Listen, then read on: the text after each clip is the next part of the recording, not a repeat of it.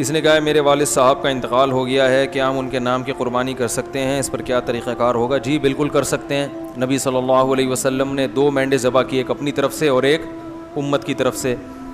اور آپ نے ایک دفعہ ایسا بھی کیا کہ ایک قربانی اپنی طرف سے اور ایک ان کی طرف سے جو قربانی نہیں کر سکے.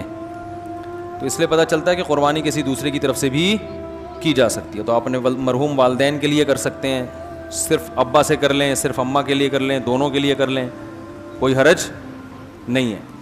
ہاں اب دونوں کے لیے کریں گے تو کیا ثواب تقسیم ہو کے ملے گا دونوں کو؟ یہ ایک سوال ہے بھائی، سمجھ میں آ رہا ہے؟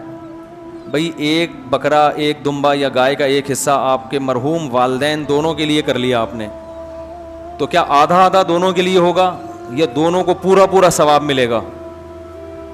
اس میں علماء کی 2 رائے ہیں، کیونکہ اس کے بارے میں قرآن و سنت خاموش ہیں. صحیح ہے نا؟ ابے بھائی بکرا ایک ہے اور ہو رہی ہے مرحوم ابا اور اماں دونوں کی طرف سے، تو کیا آدھا آدھا ابا اماں کو ثواب پہنچے گا یا پورے پورے بکرے کا پہنچے گا؟ سوال سمجھ میں آئے گا تو پھر جواب سمجھ میں آئے گا نا. تو اس میں علماء کی 2 رائے ہیں، کیونکہ قرآن و حدیث جہاں واضح نہیں ہو تو پھر اجتہاد ہوتا ہے نا. تو بعض جی نہیں، مرحوم میں زیادہ کے لیے بھی ہو سکتا ہے، زندہ میں تو ایک کے لیے ہی ہوگا، جو مرحومین ہیں ان میں پوری امت کے لیے جب نبی نے کر لیا تو نا تو آپ بھی پوری امت کے لیے بھی کر سکتے ہیں. اصل میں ہوتا وہ آپ ہی کی طرف سے ہے، تو آپ چونکہ ایک ہیں تو آپ ایک ہی بکرا کریں گے، لیکن اس کا ثواب پہنچایا جاتا ہے زیادہ لوگوں کو. تو وہ 2 کے لیے بھی ہو سکتا ہے، 10 کے لیے بھی ہو سکتا ہے، پوری امت کے لیے بھی ہو سکتا ہے، وہ زندوں کے لیے بھی ہو سکتا ہے، لیکن وہ ہوگا پھر آپ کے لیے. لیکن جب آپ قربانی 2 کی طرف 2 زندوں کے لیے کر رہے ہوتے ہیں، پھر وہ دونوں کے لیے الگ الگ ہو رہی ہوتی ہے، اس میں ایک میں 2 آدمی شریک نہیں ہو سکتے. لیکن صرف ثواب پہنچانے کی حد تک جہاں تک بات ہے، تو ثواب پہنچانے میں تو 10 کو پہنچا دیں آپ.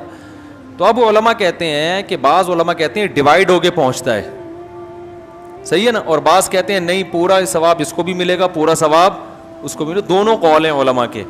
تو اس لیے افضل تو یہی ہے کہ ابا کے لیے الگ کر لیں، اماں کے لیے الگ کر لیں، افضل یہی ہے. اور اگر نہیں کر سکتے دونوں کے لیے کر لیں، ایک ہی کر لیں دونوں کے لیے.